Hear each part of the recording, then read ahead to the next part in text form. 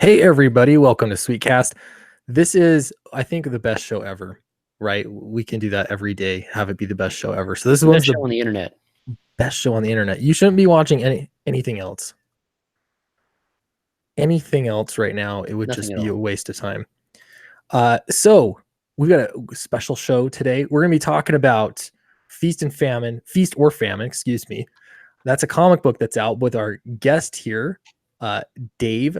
Hello, welcome, Dave. Hey, thanks for having me. Great to have you. I'm really, really excited to talk about your book. It's one that as soon as I saw it, nobody even had to tell me. I just backed it immediately because it looked great. So we're going to talk about that. We're going to talk about blockchains or people always say don't say blockchains. That's like Bitcoin. It's block bots or mass blocking of people. We're not talking about Bitcoin. This is the wrong stream for that. Sorry. No, yeah. And then we're going to talk about DC Comics. I saw this article today. I think Ethan already did a video on it, but DC Comics has their lowest sales month. And in the meantime, so many great indie comics. So lots of great stuff today. Eric, how are you doing? I'm doing well. Had a busy day, a lot of lettering. I was doing Earthworm Jim. We had a bit of a mix-up on some files, though, so I had to pause on that, and I'm working on some other stuff that it's maybe kind of announced, but not announced, so I won't say exactly what the books are, but yeah, I've been busy, been very busy. Nice. So, well, you are. I've heard that you think you're going to be able to go on a vacation, and that to me just seems unacceptable. But unacceptable. Well, you know what? I've been telling everyone, yeah, I'm leaving on Friday. I'm gonna be gone for about 10 days. Woohoo! That'll be fun. So we get to go see some shipwrecks. So that'll be fun. Up in the Great Lakes. We're Oh, gonna be in Michigan. Michigan. I lived in Michigan for a little while. Oh, really? That's where I'm currently at. Oh, really? Well, this is Yeah. going to be a fun stream. Yeah. Yeah. What part of Michigan, or like generally? I don't want to dox you or anything, but No, that's fine. I'm actually just outside of Detroit right now.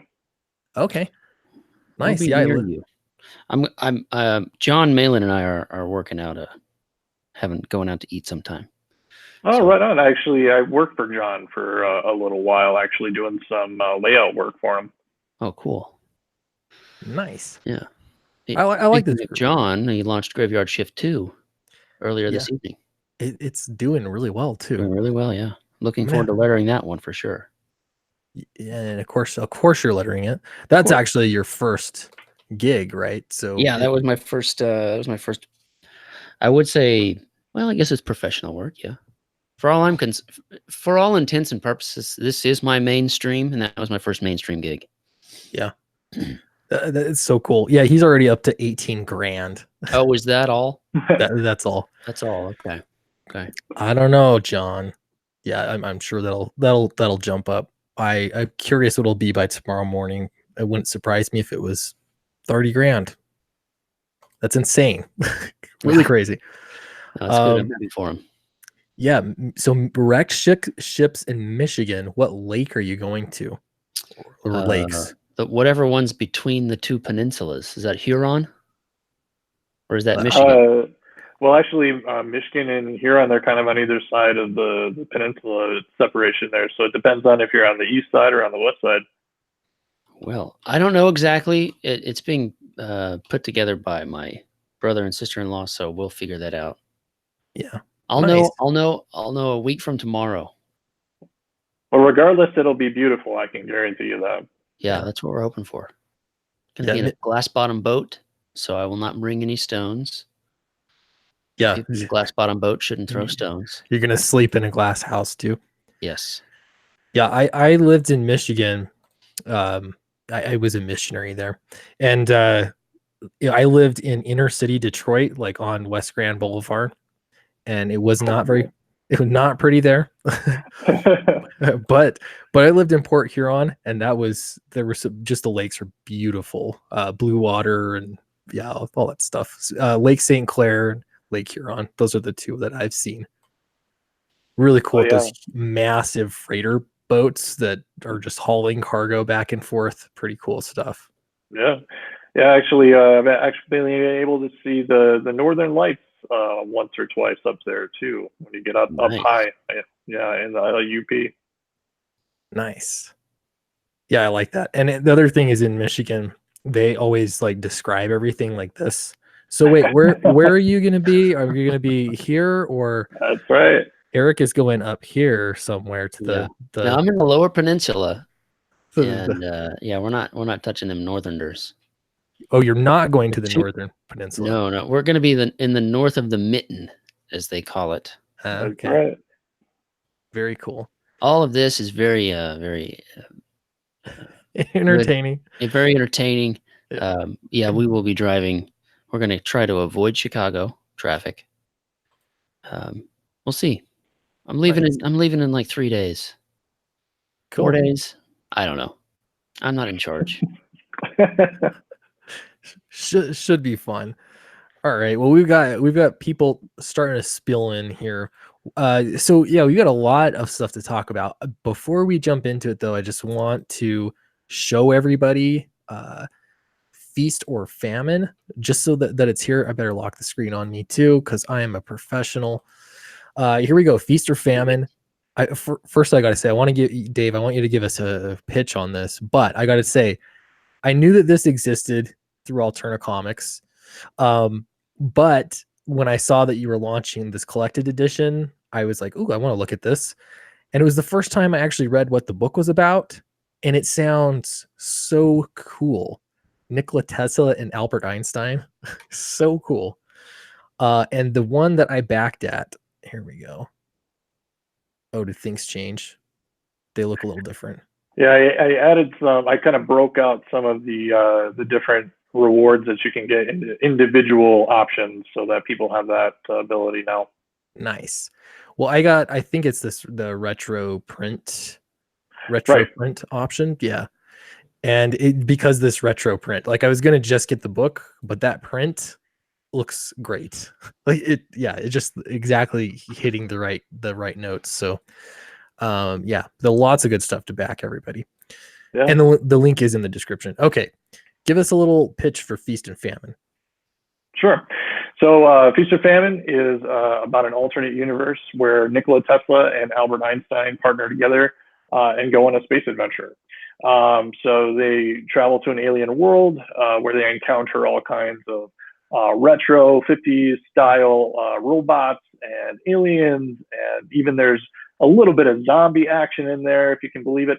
And then, there's all kinds of just really interesting mixes of historical fiction and historical information, fiction, and then kind of a blending of that, 1950s Flash Gordon, Lost in Space kind of style, with two scientific pioneers, and primarily I wanted to write this story as something that we can reflect on the work of Nikola Tesla, because I think a lot of his contribution to our society and what we know about science and the world around us is kind of forgotten. So I wanted to, give him a little bit of time to have a fun adventure and be the star of the show. So very cool. Yeah, and there's a lot of really great art here. So you've done everything. You're the writer, artist, colorist, letterer. Is that correct? I will interject and say that I did not draw it. I have a really talented veteran of the comic industry, Joseph Cooper, who did all the drawing and all the inking. And then I colored it. I wrote it. I do all the graphic design work as well, except for the letters, which Wes Loescher does a really fantastic job of. Great. Well, yeah, it looks really great. The story sounds really cool, and I'm really looking forward to getting this print. And I just backed it. Yeah. So, just backed oh, it. thank you. Backed it. Thank you, Eric. It looks great. My goodness.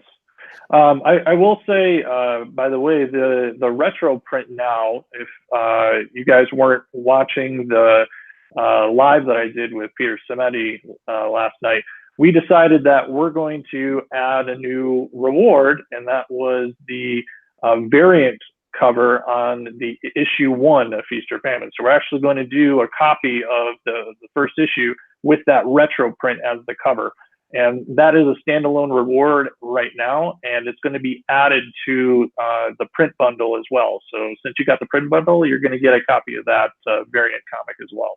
Oh, cool. So that was this one, right? The retro cover print. Yep.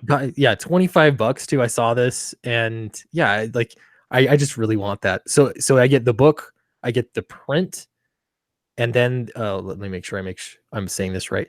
Oh, digital copy, physical copy, retro cover print. Really cool. And then I've also added that variant as well. It's something I can't alter because it's a limitation of Indiegogo, but just so people know, if you get that retro cover print option there, you're also going to get a copy of issue 1 with that retro print as its cover. Is it going to be? Yeah. Sorry, go ahead. I was going to say that is an exclusive to Indiegogo, so you can only get that variant edition for issue 1 by backing this campaign. Is it going to be newsprint too? Yes. It'll be exactly how the issue 1 is printed normally. We're just going to have a variant cover for it. All right, I'm really stoked that I backed at that level. Awesome. So yeah, everybody, the link is in the description. I'm going to post it again too. And please do moderate or spam the chat with this as we get through the stream. But yeah, it looks really good. This is one of those books that it caught my attention right off the bat. So yeah, I'm really excited for it. Well, thank you. All right, let's jump into the meat here of our stream. And we're going to talk about blockchain or I keep wanting to say blockchains. Block bots, mass blocking of people. And while we're talking Alterna too, and we even got Peter Samedi there in the chat, we're going to talk a little bit about a social media policy that Alterna has, because I find it to be a really good policy. Like it's smart, makes sense. So I saw this. You may have seen this around. Okay, Comic Perch. If you've seen him on Twitter at all, you guys follow him or anything. Sounds like he's a retailer in real life. And so he sometimes will share some interesting information. And he said that he went, okay, I'll just read here. So someone posted a comic retailer Facebook group, a hit list of people on Twitter that were suggested to run a blockchain on. Oh, he called it a blockchain as well. And if you suddenly discover a few relatively unknown indie creators in comics have blocked you, here's the full list. So this was posted on Facebook. There's a list, and I'm not on the list. I don't know if I should be offended or happy about that. Yeah. It seems like it. Yeah. Not big enough to matter, probably. Nope. That's why you're here, Eric. That's awesome. I aim to please. That's right. Yeah. So Ethan Van Sciver, Nick Rekieta, Doug Tenaple, Abacus Mike, that's Mike Miller, Yellow Flash, that Umbrella guy, Edwin Boyette, who I don't understand because he's like the least controversial person around, but that's beside the point. So this was interesting because Perch did the numbers, and he said that the unique followers, because there's a lot of overlap, was 44.2 thousand people. That is a lot of people interested in comics. Yep. This seems obvious to me, but what do you guys see as a problem with this kind of practice? Well, I mean, it's pretty obvious, right? Yeah. Block chabots. You're blocking potential customers from your book. They say, or from any future books. They say they buy issue 1 of whatever, and they say, and then you're like, oh, hey, I want to look into whatever this writer does. I want to look into this Sweetcast fella. Oh no, he's blocked me. I've never met him before. What's going on? Right. Or you mentioned yesterday how it felt to you have an artist that you love. You love his work. You've been following him for years, buying his stuff, and then you find out that you've been blocked. Yeah, after one interaction, which I felt was a normal interaction as well, like positive, not confrontational or anything. No. I don't know if I've ever been confrontational on social media. No, I don't think so. Except against you. Well, yeah, that's what the people expect. Yeah, we've got to get. You're my heel. Yeah, that's right. So someone's got to do it. Someone's got to. Yeah, so we will hash that beef out in public where it belongs. Yeah. Um, And then we'll have some hash browns and beef. yeah. So another reason why I think this is important, it helps. It's healthy to be able to network. That's one thing, possibly the one thing I like about Twitter, is being able to reach out to people. And with David, that's how we got in contact, was through Twitter. That's how this live stream is happening, because we were able to talk to one another. And so I appreciate that you didn't block me. That feels great. Well, yeah, and I mean, to kind of chime in on what Eric was saying, for me, I don't understand it from the standpoint of, you're in this business to make money so that you can continue to be in this business and create work. As much as I would love for, the world to just give you what you need, the resources that you need to create the work that you want to do, just not the way that it works. You have to work hard, and you have to, actually talk with people, and you have to make connections. And, you're blocking yourself literally off from doing that by doing this practice. And in my mind, I just don't understand why you can't just block individual people when they treat you poorly. Yeah.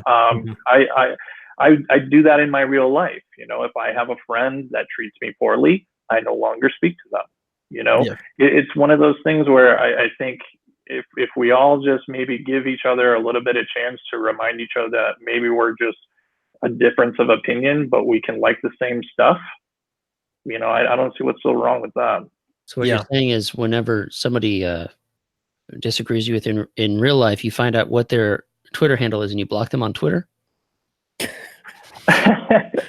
Well, I don't think I would go so far as to do that, I suppose, but I don't know. I personally think that if you got an issue with someone and someone's treating you poorly, you try to hash it out. And if you can't hash it out, then there's really no point in continuing the friendship. Yeah. It's funny because this is all common sense. I thought it was common sense. Yeah, right. Yeah, but it for some reason, I think it's a minority of people that don't find this, common. But the fact that it's becoming encouraged for others to do, I do think that's a problem. So Peter Simeti, published in Peter Simeti, brought this up and addressed this. Yeah, I always say Peter. Publishing Pete. He said, "This is why we have a social media policy at Alterna that thousands of Blockbot users hate. The answer is simple, though. Don't agree with the policy, don't have a book at Alterna. If blocks are more important than business, I don't want you at Alterna jeopardizing your team." And you didn't want Palpatine to read that? I'm offended. Well, does he count as Palpatine worthy? That's I don't know. Peter, you're watching. Do you want to be Palpatined? We'll have to wait and see. Continue. Yeah, we'll wait and see. I'll just sit here and sulk silently to myself. I'm sure we can find a Palpatine moment, but Peter could also be a Palpatine as well. So Dave, you have firsthand experience with this policy. I'm curious what your thoughts are and how has it worked for you thus far? Well, I had an issue with someone on my team at one point that was engaged in this practice, and it really kind of worried me because I knew that it could potentially block us from hundreds of thousands of people possibly, and I made the decision that we need to maybe have a communication and figure out if there's a compromise. We had several different discussions over email, and it became pretty clear that they were pretty passionate about their opinion and that they weren't going to change their opinion. And so I made the decision to make a change, and they were perfectly okay with that and professional, and that's what I would have expected. And personally, I think that's how we should conduct ourselves as professionals, and understand that we have sometimes a difference of opinion and maybe we shouldn't work together, and that's okay. We don't all have to get along all the time. but at the same time, I respect his opinion, he respects mine, and I think that that's the way it should be. Yeah. Yeah, and so I like this quote here, but Peter in the chat says, I think all comics pros and publishers should block everyone. More wonderful readers for Alterna. I can't, you'll have to tell me what your thoughts are, but this is one moment for me that made, among many things, that made Alterna stand out as a great publisher that I want to support. And that is that they have a social media policy. They're against the mass blocking like this. And again, I've blocked 2 people ever, and I've unblocked them. I only block them for like a week until they calm down, and then I unblock, and it's fine. But yeah, it is really frustrating finding out that you're blocked by somebody that you've never even spoken to. That's it doesn't, that's tough to deal with sometimes. Right. Yeah. So how do you see, like, going forward, I don't know, social media policy in general, or your personal social media presence? What do you think works best? I mean, personally, I think we should all kind of just abide by the golden rule. I think it doesn't really have to be any more complicated than that. Just be nice and treat each other the way that you would expect to be treated. I personally, I don't know how many people out there really pay attention to my social media all that much, but if you do, I'm sure you'll notice that most of my stuff is very business. I try not to get into politics. I try not to get into, specific, topics of major discussion. I might once in a while, give a particular thought about, work or creating comics or something like that, but it's always something encouraging, but my personal opinion is, if you present yourself like that and people see you like that, there's really no reason for them to think that you're attacking them or trying to say that they're stupid or belittling them. As far as I'm concerned, when you start belittling someone else, you've already lost. Yeah. You got to save that for your sock puppet account. That's where the memes go. Yeah. Yeah. Funny. This is all common sense.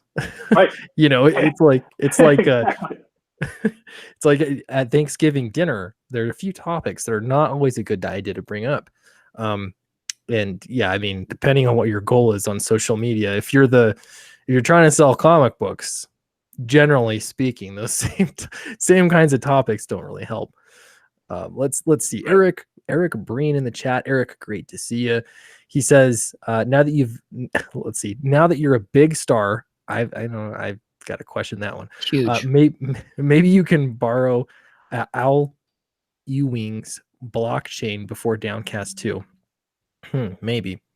Albino Thunderbun says, I was starting to give Alterna a look.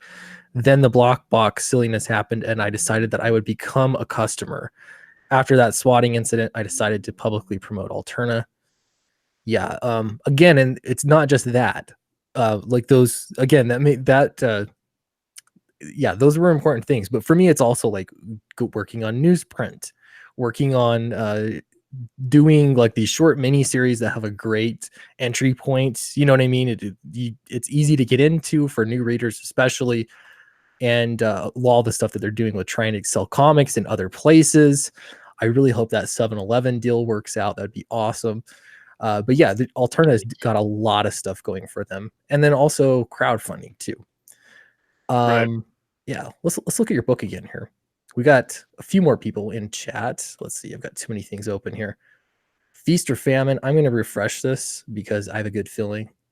59 backers to 61 backers. Awesome. All right. Nice. 2 more backers. Excellent. Feast and Famine, guys, this is on Indiegogo right now, and it's only been up for like a day or less than a day, something like that, less 24 hours ish. You'll reach your goal.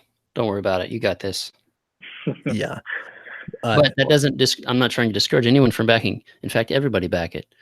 Looks like a great book, and it's a fantastic price point, especially for crowdfunding. Right.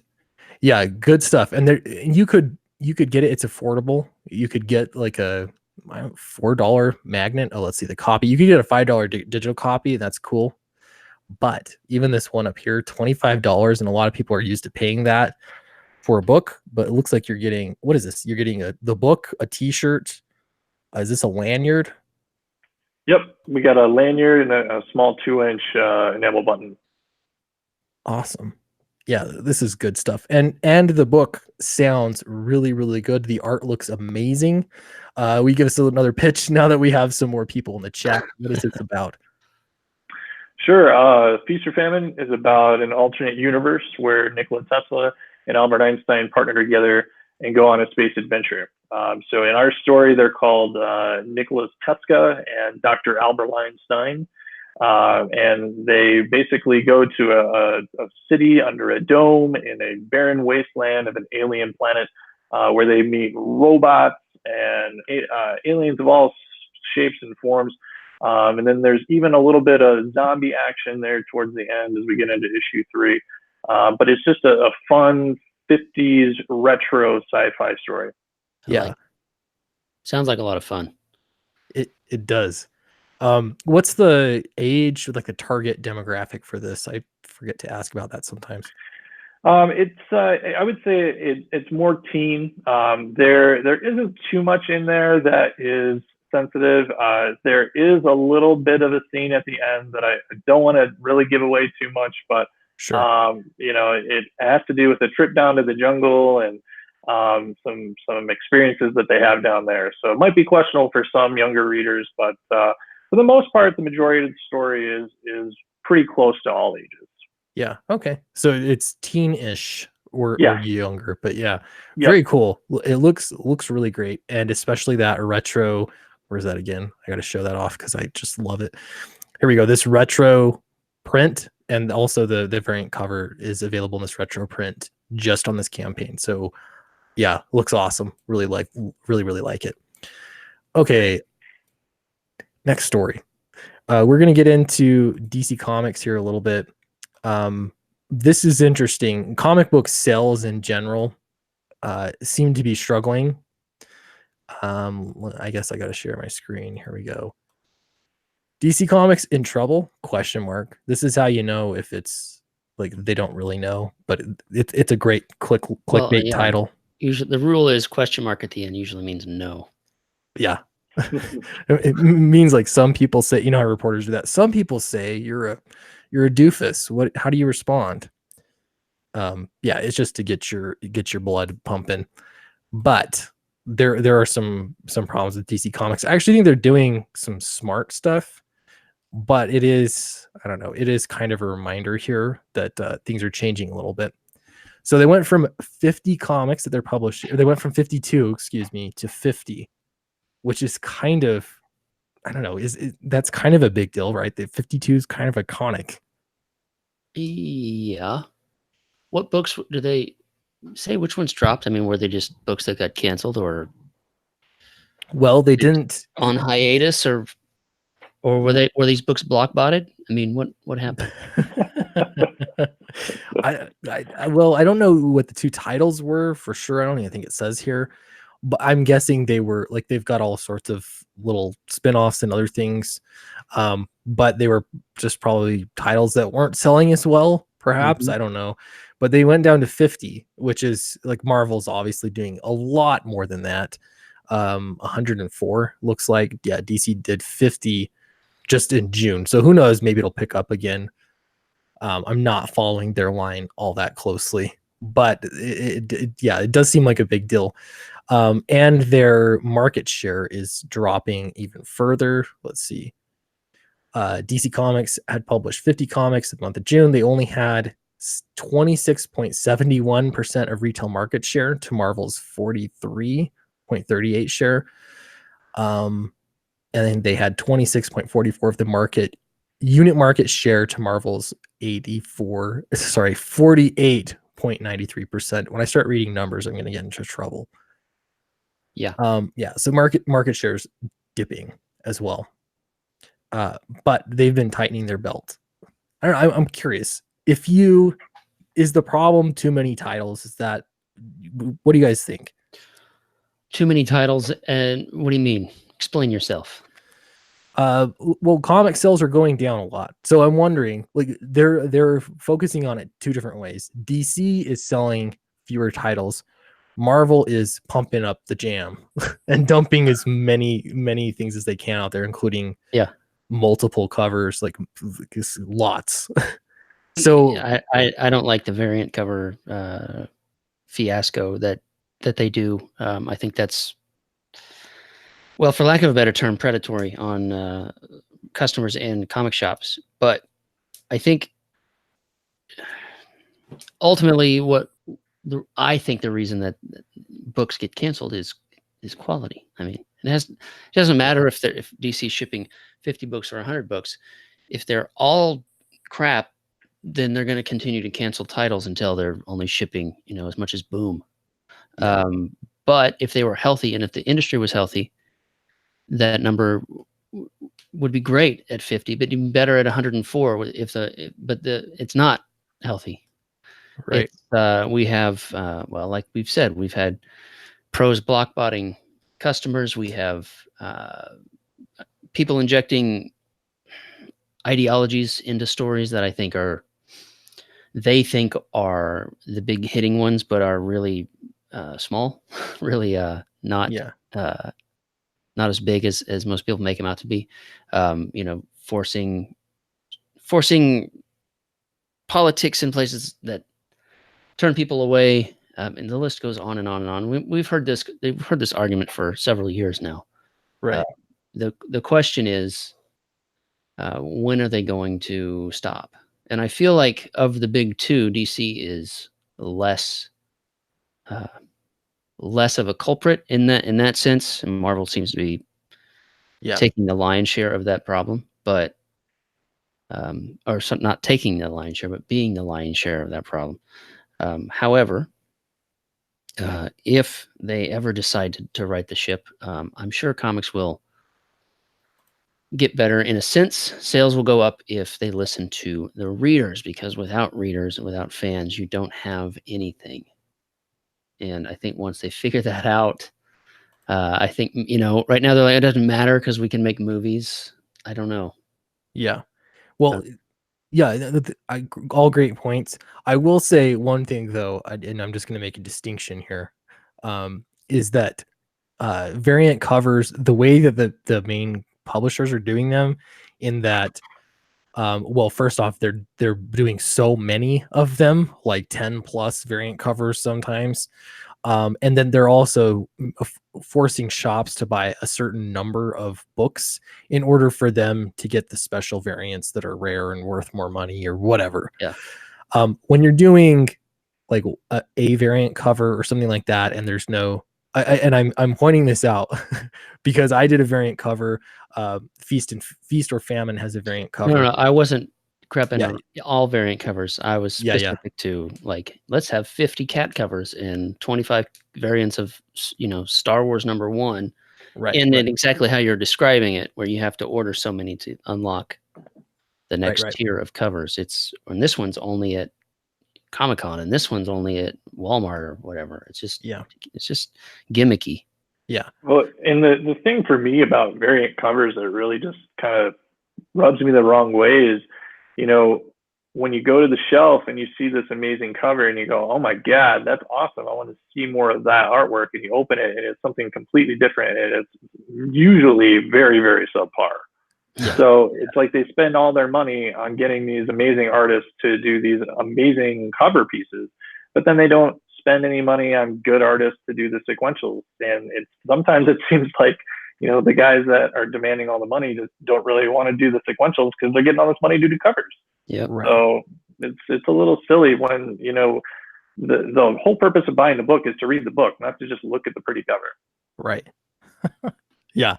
There's a collectability about comics that is fun. I enjoy collecting comics. A lot of people do, but it sometimes feels like that is put first and foremost, so they're just it's all about just collecting the comic, and you don't care about the interior. Therefore, the comic publishers don't care about the interior. They don't. I mean, clearly. Yeah. If they did, then the variant cover thing would be different. Yeah. They don't Yeah. care about what's between the covers. Right. I'd much rather have them investing the kind of talent, exactly like you guys, both of you are saying, into the pages of the book. Yeah. But this is interesting. And as it says here, fans still want to buy comics. What is interesting about what Ethan Van Sciver and Rob Liefeld, and by the way, he mentioned both of them early in the article, that they've been saying that something's going to happen with DC Comics. Says what's interesting that Ethan Van Sciver and Rob Liefeld have had to say is that fans still want to buy comics. It's just that both DC Comics and Marvel are not providing what fans want. Something we've been saying for the past 8 years.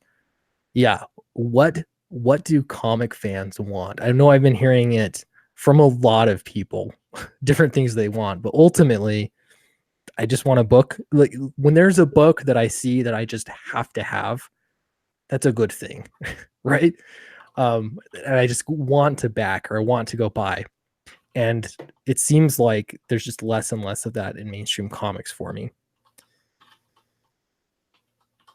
And No, I mean, I totally agree. You know, I when I go to the comic book store, I usually head straight to the indie rack. I usually don't really even give the main two any look anymore. You know, the only reason I do would be if there's a particular artist that I just can't get enough of, and they're doing, you know, a variant cover or, you know, some kind of, you know, little snippet of a story. You know, that's the problem. You buying the I variant know. covers. What I are know. we doing here? What are we talking about? Hey, sometimes you hate yourself, but yeah, I know. but you know, and then sometimes, you know, the cover artist might do the first, you know, 6 pages or 8 pages, and then they pass it off to somebody else. It's like, what is this? Yeah. Yeah, and this is why, like, again, I was really excited about Feast or Famine. I'm not making this up either. Before we even talked or anything, I just saw, oh, there's a new book, and I looked at it and it looked awesome. I really wanted it. And so like I'm seeing this happen more and more frequently in indie comics and not in mainstream comics. So that tells you something. So yeah, and everybody, I posted that link again in the chat. Do check it out for sure. Yeah, back to this article. It was really interesting. So the other thing too it's mentioning is that people are making a lot of money in indie comics, whereas mainstream comics just sales are going down. It's not that there are definitely superstar creators that are doing just fine, right? In comics, there are. I'm one of them. There you go. You are a superstar. I'm sorry. I'm kidding. Despite our Twitter beefs. Yeah. Ooh, Twitter beef sounds pretty good right about now. Twitter beef. I don't know. I don't know if Peter ever responded. I think he just did a laughing emoji. So to me, that sounds like consent to do the Sith Lord voice. If you're interested, are we going there? Sure, why not? That we could start a beef right here over that. I don't know. Yeah, could be worth beef it. Is fresh, never frozen. That's right. No one ever gets tired of it either. By the way, have you figured out your Joker voice yet? No, I haven't practiced it yet. Do it. He said, "Do it." I haven't practiced it in a while. Do it. It's one of those like I could probably nail a few lines, but doing a whole voice of it is difficult. Yeah. To me, you have to turn the camera off. For me, like you have to turn the camera off. And I would have to be. I have to be a lot louder too because there's more projection in that voice. So one of these days, maybe we'll do that on our 1-year anniversary. There we go. Yeah. Which Joker is it? It's the Hamill Joker. It's the only Joker that matters. Yeah.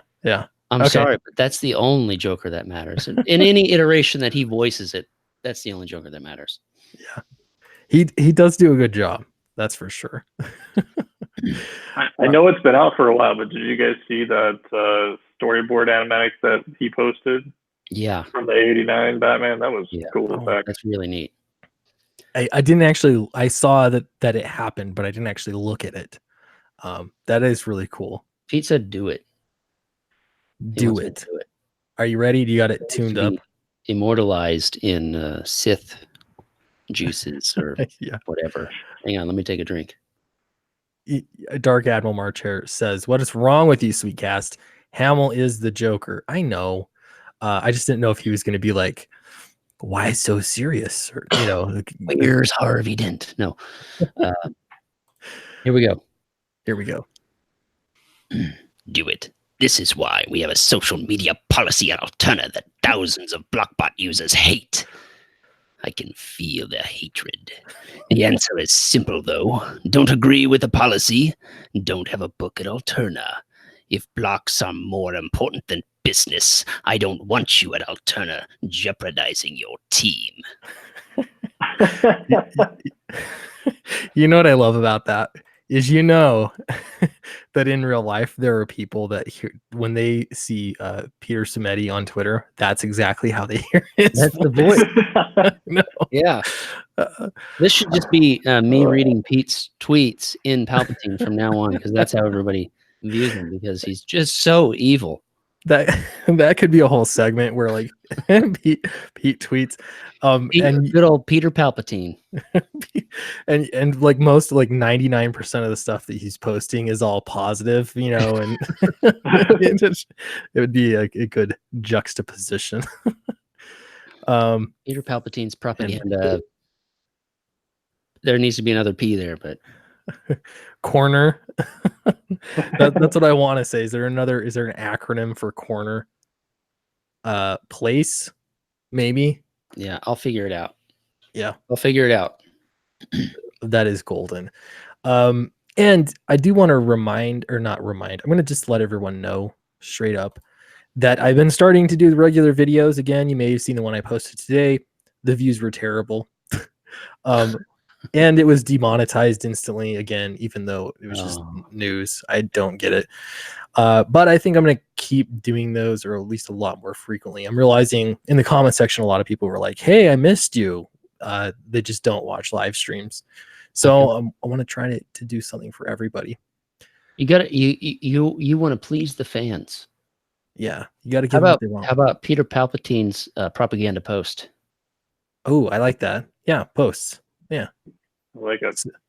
So this is like also a challenge for Peter then. now he's going to hear every time he types a tweet. Oh man. Yeah. It's gonna be Red Palpatine's voice. Get inside his head, man. That's right. Here we go. Jason Black says Peter Palpatine's propaganda pulpit. Ooh, I like that. Ooh, yeah. That's good. That is good. Preach. All right, man. We've actually cruised through this live stream. Good though. Yeah, it is. Let's look. I'm just curious. I just want to look at what's going on, and we won't drag this on. But I did want to take a little look at John Malin's book. This just launched on Indiegogo, and John was really great. He had me on his show, and he got me some sales on my first day. So I'm sure he's got a lot going on, and I'm a small fish for him. But I want to return the favor. And he's also Michigan. Yeah, I'm here in Detroit. So yeah, Graveyard Shift Volume 2 is on Indiegogo right now. I just want to refresh it because it doesn't even matter what we do, it's still going to go up. Yeah, 20 grand. Wow. Now I was listening to his stream earlier, and if I'm not mistaken, I could have the number wrong, but I think Graveyard Shift Volume 1, Day 1, according to Indiegogo on his analytics, was like $6 grand. So doing a little bit better than the first go around. Yeah, that's a little bit of an improvement. Yeah, I mean it's a year difference too. Right. Well, that's why you get thinking about it, and if you're working on building your audience and stuff consistently, a year can change a lot. And I will say this for those that don't know and haven't heard yet. He's doing a 30-day campaign. He's going to extend it for another 30, and then he's done. There's no in-demand store, so get this while you can. Yeah, does that mean he's done with the book? No, he's just not going to go in demand. Yeah, all right. But I mean, this is what he's working on right now. Yeah, so he didn't have anything else to do. Right. You know what I mean? Yeah. I mean that sounded negative. Well, he doesn't have anything else to do. He might as well draw Graveyard Shift. What you mean is that he's a professional, and this is his day job. Sure. Yeah, that's what I meant. Yeah. Next you'll be having a Twitter beef with John Malin. Yeah. So Actually, yeah, I'll probably have a Twitter pulled pork with John Malin. yeah, Yeah. yeah. That sounds nice. It does. It looks like it's 50 pages long. At the moment, I have no idea what his plans are, if it's going to get longer or anything. But so far, 50 pages, and you can even get book 1. So all those people that missed With out. a variant. Oh, with a variant. With It's a variant. variant. So, yeah. Oh, So the blue yeah. cover is the cover to volume 2. So if you have volume 1, it's green. So a volume 1 variant is out now. It's a reprinting. So you can get that. Yeah. Yeah. With the new Nice. cover, which is, I think, a great way to do it. Yeah. Something to consider for your own campaigns. Well, then that first printing has some. Yeah. I do like that. The first printing has something then to it. You know. Yep. Exactly. It's unique. Really cool. And there's a question here in the chat. Dark Admiral March Hair says, could you ask David, there will be, or if I've got it off the screen, come here, I'm a professional. You could ask David if there will be any further adventures of the cast of Feast or Famine. That's a great question. Will the story continue? Well, I actually had this question last night in the live stream with Peter. I have a story. The only obstacle standing in its way is trying to get the creative team together to do it. Joe, the artist, is really busy. It's really kind of hard to slide into his schedule, so it may take a while. But I do have a story in mind. I will say that. Cool. And how many pages? This is a collected edition. How big is this book? It should be nearly 100 pages. I believe the original story was about 96 pages total. But I'm trying to talk to Peter about trying to include maybe some, preliminary layouts, things behind the scenes creation of the book in the way back, just to add a little bit of extra something. Yeah, I love that. And then, yeah, this sold out. Issue 2 had already sold out. I'm just randomly picking this out because it's in bold, but that's impressive. Yeah. Issue 2 sold out a couple months ago. It was totally out of the blue for me. I didn't see it coming at all. But the second printing should be coming pretty soon, I believe. Peter's working on that right now. Yeah, very cool. Everyone, I'm posting the link in chat again for Feast or Famine. This book looks fantastic, and I'm going to highly recommend this retro variant. Not that one, though. Do this one. The retro... No, was that it? Retro print? Do you even know what you're talking about? Yeah, hardly. There's just so many options, I know. No, here we go. Retro cover print right here. This is the one to get. I'm really happy about getting it with that sweet cover. Yeah. I do like that classy cover. I know, like seeing it, I'm kind of like, oh, I want to do one of those, like for something. That would be really cool. Yeah, it was a fun exercise for sure. I actually I did a little bit of a live stream myself on Facebook Live where I started doing the layout for it, and I think I got just about as far as to draw Tesca there in the front before I ended. But no, it was a great piece, very fun exercise. Yeah, really, really cool stuff. Yeah, do check that out, everybody. And then I did want to check in on, only because Eric reminded me about Red Rooster, and I saw something on Twitter today that somebody got something. It was like a print or something. Yeah. Yeah. So basically what they've done, which you can still back, they're still in demand. They sent, let me tear it off my wall here. They sent a postcard to everybody that's backed. And I hung it up because, it's the only Red Rooster printed material that we have, but it was basically like sort of an apology, and they made this postcard specific for this thing, saying it's taking longer than we were anticipating, and I like we that. appreciate you and all of that kind of stuff. So that's awesome. Yeah, so that's a really good gesture. Even like it's tough when you want to get a book and it's late. I'm gonna lock it on you, Eric. Yeah. It's tough when you want to get a book and it ends up being late. but this is the way to do it, to treat your readers well. Right. This is definitely we didn't take your money in running. I can attest to that. I'm on the team. You are on the team. So hopefully that'll stick back. I just used painter's tape because it doesn't peel off the back. Hopefully that'll stay there. Yeah, so everybody at Allegiance is hard at work on their books, and what happened, Red Rooster sort of blew up beyond their expectations. So they saw an opportunity and seized it, and that's caused a postponement. Is that a word? A Peter Palpatine postponement. We'll go with it. Yeah. Yeah, but it doesn't mean that anything is not coming. In fact, I say we, but they got some amazing stuff lined up that I know that they announced some other books on Edwin's stream a few weeks ago. So there's more than just Red Rooster. So we have to dig it up. Great. Well, they've said there's like a book called well, there's Red Rooster, there's The Futurist, there's a story about, I think it's his pronounced boss, but it may be Bass Reeves, who was a bounty hunter in like the 1800s.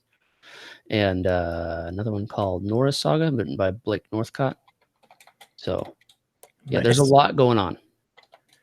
Well, yeah, I hadn't backed it yet, so I'm gonna do that right now because I want to get it. Yeah, and then Pixel Trader, he says I'm hard at work on Red Rooters because he's doing those they're like logos, I guess. I don't know. I think they're that's what he's doing. It's just logos, but they're cover crashers. He's doing covers. So they're full covers. Nice. Yeah, so they're all parodies. He's like, Pixel Trader is our Weird Al. Yeah. the Weird Al. I love that. The Weird Al of Comicsgate. Yeah, I want to know if there's going to be a Downcast one, Pixel. I don't know. I know you got a lot on your plate, but it's going to be called Frowncast, and it's just going to be a sad clown floating in a floating city. I don't know if that's true. I just made that up. So if I nailed it, I'm sorry, Pixel. Or if you need an idea, there you go. You can have it. Yeah. Yeah, they're like the trading cards. He says they're like the Garbage Pail Kids. Yeah, exactly. I do like that idea. I like that a lot. It's very, very clever. Dare to be stupid. Says March here. Awesome. All right. Well, Dare to be Stupid is a Weird Al album. I think his first one. Okay. Overcast. I like that, Aldous. It's the city on the ground. Love that. Browncast. Yeah. Good stuff. All right, cool guys. Well, thanks for joining us for this stream. Again, that went by fast because I had a good time. I hope you guys did too. Dave, we're really, really happy to have you on board and excited for your book, Feast or Famine. I'm going to post the link again. For those watching later, the link is in the description below. Please do click on it and just go back it because it's really a great value.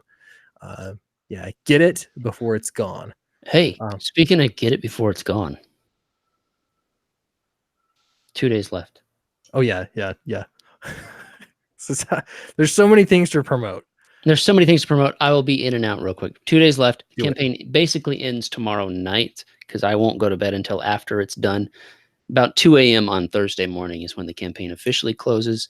It will go into in demand after that, of course, while we put the pieces together to finish out the book. But the next backer will be number 520, which is a good number, a good round number. Yeah. So not to mention you're at 27,000 and Downcast is at 28,000. And so it's possible we could either be twinners or I can, be the winner. I still want Eric to get backers, but you back mine too, so I can stay ahead. Okay. Yeah, this will be the next beef that's going on. Beef tartar, Twitter beef tartar. That's right. And then Dave, any parting words?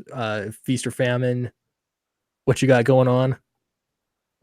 Just I would look out for some further perks that we have yet to unlock and reveal. I've got some plans for some additional perks that we're going to add every time we hit 1,000 mark. And then I also have a secret perk that I'm going to give a link out to all those that have subscribed to the Feast or Famine newsletter. So if you want to find out what the secret perk is, go and subscribe at thefeastison.com. Thefeastison.com. Very cool. Yeah, check it out, everyone. Back it, support indie comics, because I mean, this is where it's happening. I'm really, really excited to start putting all these prints and stuff. People keep making fun. There's art back there. Yeah, but I need to put more. you do. So that's going to be there. Feast We'll or get some Famine, Flying Fortress all sorts of prints stuff. for you. Yeah, I don't remember what level I backed at, but I will find out. yeah, I got the email for your secret one, and I backed it at the regular price instead. Oh man, because look you at know you that's right. balling and shot calling. That's right. Cool. All right, Wonder. Thanks everybody. Have a great night. Later.